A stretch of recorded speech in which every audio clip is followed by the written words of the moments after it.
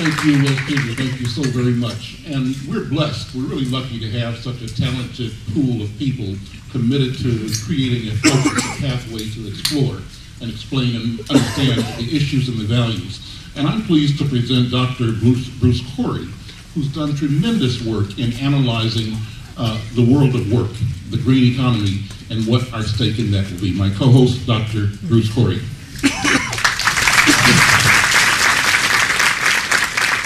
It's a great pleasure to see so many people here on a cold winter night, just like the last town hall meeting. It was very cold, but the room was packed, and it's inspiring to be in front of you.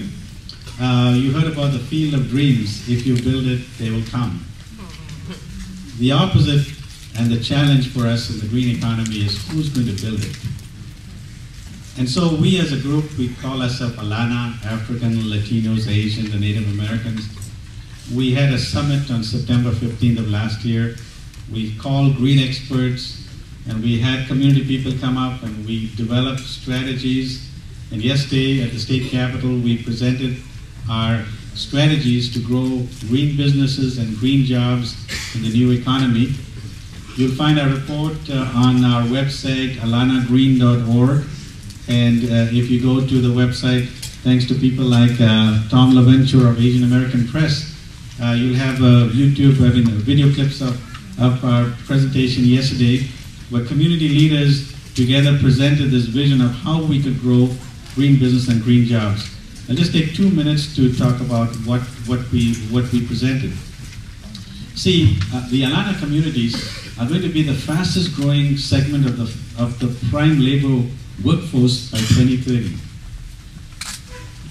And the Alana firms are growing faster than the overall firms and businesses in Minnesota today, even nationally. And many people in the Alana communities have the skills to be high-quality scientists and engineers. And then we have a values in the community that is very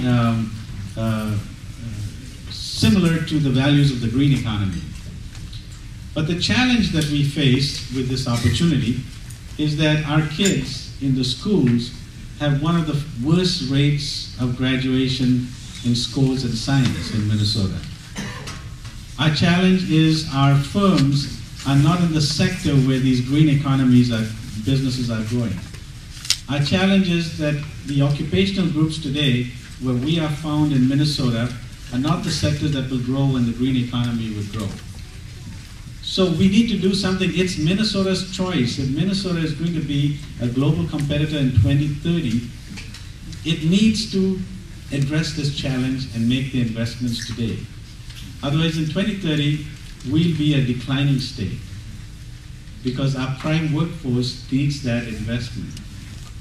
So we offer strategies on how to grow businesses, like partnering program, like the construction partnering program, where you partner a strong green business. Say Excel Energy partners with, in their wind energy, or Mortenson partners with Alana firms.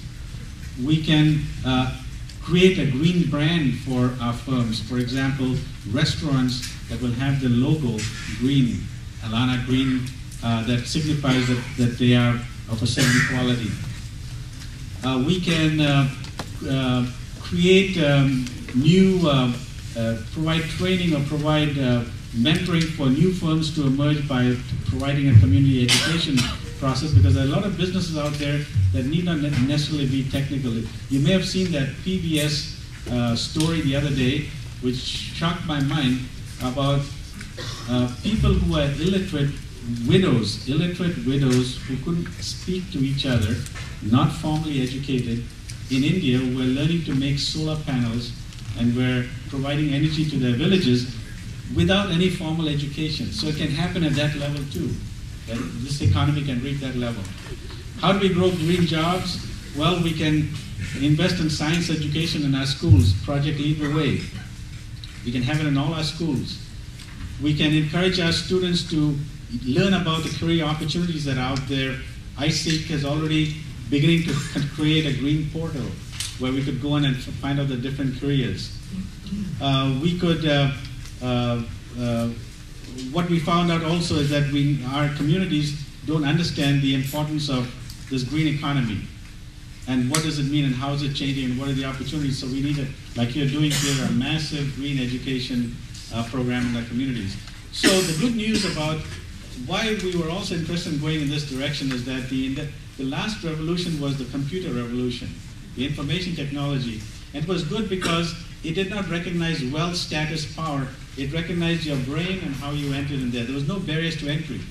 That's why you find young college student or somebody from Central High School who could be a co-founder of this, YouTube, right? So you could have that same thing happen in the green economy. It's going to areas where there's no established power. But I think what's good about Minnesota and what's good about today, we have three important things that have come together. We have mass mobilization of people who are on board. We have a plan of how we need to go there. And we have leaders like this in the room out here, like Senator Anderson, who was in our press conference yesterday, who said they'll take our recommendations to the Green Jobs Task Force. And Senator Anderson and Representative Clark and Representative Kalin, who are here. We have leaders who can make it happen. And that's what I'm excited about. And our vision is in 2030, you'll find we are going to be the best state in the nation if we start doing things right now. Thanks.